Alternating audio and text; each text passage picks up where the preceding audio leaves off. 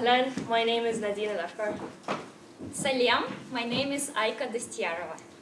Namaskar, my name is Vikas Srivastava. Zdravo, my name is David Jutrsa.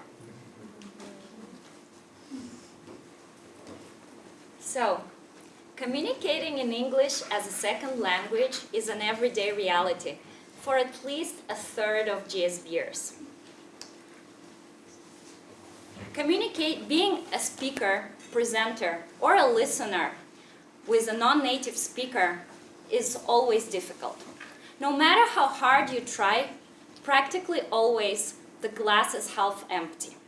So while you're here at GSB, you probably heard at least some of advice on how to improve your communication skills in English.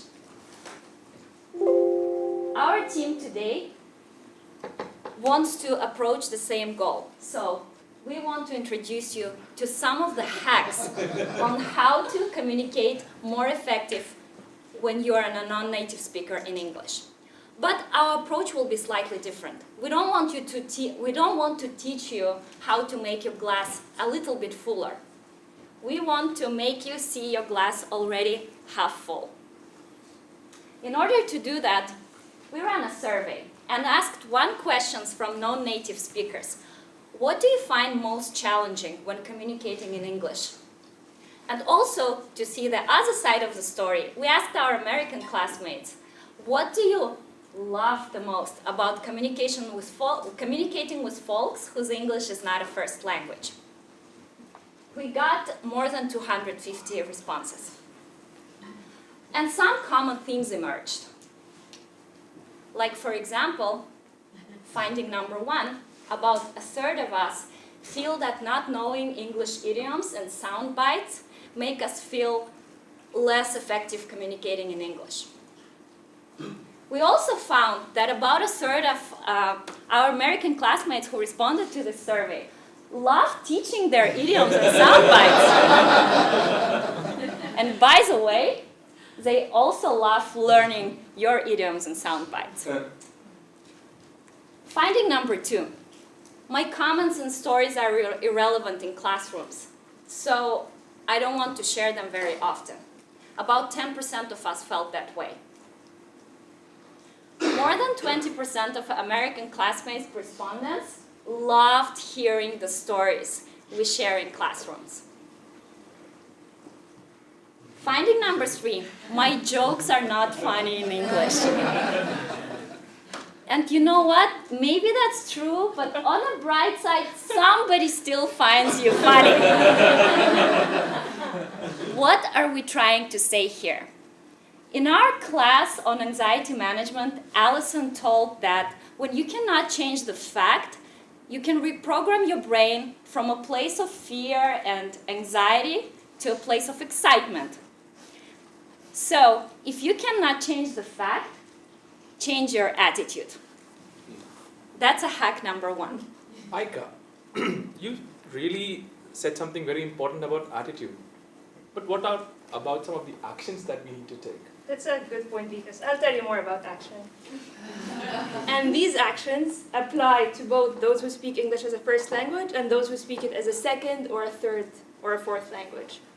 The biggest challenge we found was a lot of people who speak English as a second language find it difficult to translate from their native language to English. This makes them come off as slow or hesitant and, makes them use a lot of filler words.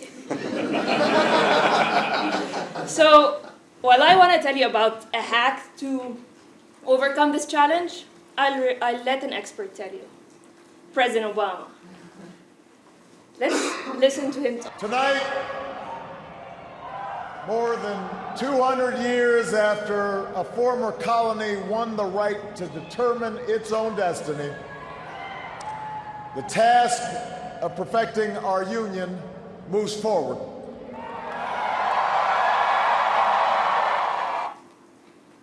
What have you noticed Obama use often?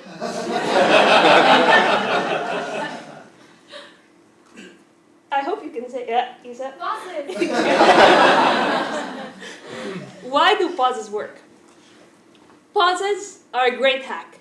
From an audience perspective, when you pause, they can think about what you said, they can internalize it, and your points resonate more. From a speaker perspective, pauses give you a time to breathe, to think, and to translate.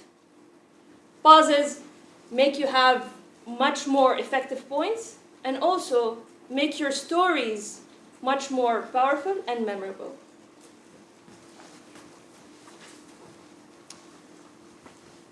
Five years ago, I was at a business conference in New York with a Serbian friend of mine. And I noticed that in every single conversation that he had, he would pepper in a detail about his Serbian identity. Whereas I tried to appear as American as possible because I thought it would help me relate with whoever I was speaking with. At the end of the night, I noticed that he had way more cards than I did. So, as a future Stanford student, I decided to do an A/B test. The next night of the conference, I made sure to insert a detail about my Serbian identity into every single conversation. Sure enough, at the end of the night, I ended up with twice as many cards. I, like a lot of us, thought that my stories were somehow irrelevant.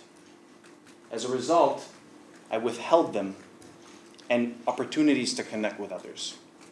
So today, we want to give you 4 things to remember about stories and 4 storytelling techniques.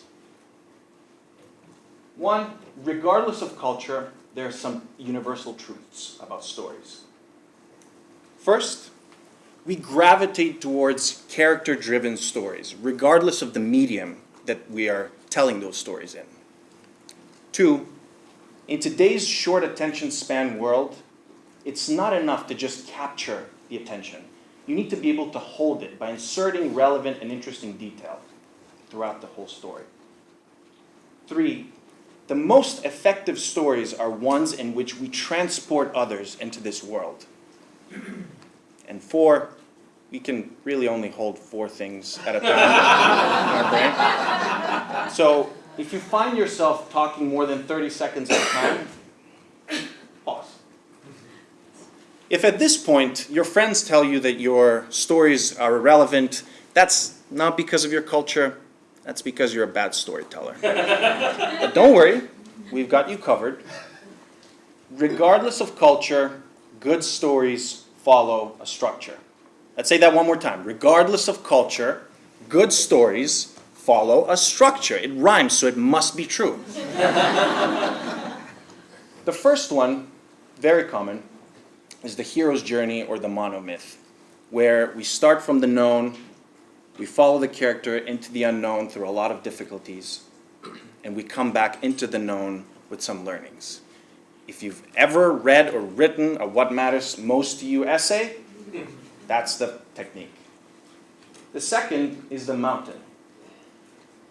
The hero goes and faces a lot of obstacles along the way, tension is built, and at the end there's a strong conclusion. If you've ever attended a talk at GSB, you know what I'm saying. My favorite is the false start. It's where you make the audience believe that you're going to go in one way, and then you go the other. As an example, I can say something like, I came in 25th in my math competition out of 1 million people. And the fourth is in medias res, where you jump into the most exciting part of the story and then come back to the beginning and work your way back up. I had a great joke for this, but we'll come back to it. Hvala, David, or as they say, thank you in Serbian. Was that right? Yes? So, this is one challenge that personally connects with me. Accent. And a lot of us feel that they are not effective with their accents. And then we try to Americanize our accent. But the impact is not great. As a study from BBC shows, it makes us uncomfortable it can lead to anger and even bitterness amongst us. Because of this forced identity crisis that we are forcing on our own selves. So what's the hack? Well, simply knowing that English as a language, while it has its official syntax and grammar, it does not have any official accent. Mind equal to blown. Just remember the fact that for each native English speaker, there are 3 non-native English speakers out there. And there are 50 million of us in the United States alone. So, just remember something that Lupita Nyong'o said in her Oscar acceptance speech, and I'll just extend it to it. Alongside your dreams, your accents are also valid. Our accents are valid. So, be aware of the melody, the pace, the movement of the muscle in your language, and let it flow naturally. You may wish to slow down a bit if you think comprehension is going to be a problem, but remember that we, with our accents, bring a lot of authenticity. Finally, something that Aika referred to about the fear of using humor. And it's a chicken and egg situation for us. Damned if we use it, damned if we don't. And while I would not like to double click more on it, because the other group on Monday, H.A., Mehmet, Aditya and Uzoma, did a fantastic job of helping us understand how to use humor, and the handout that they gave was also particularly illuminating. There are some excellent tips in there. But I would like to say just one thing, which is just be aware of the impact of your words, because humor, unlike jokes, is a universal language.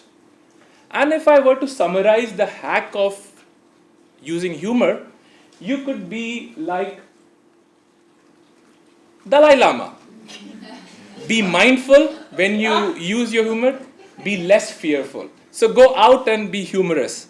And on this light note, we welcome questions from all of you.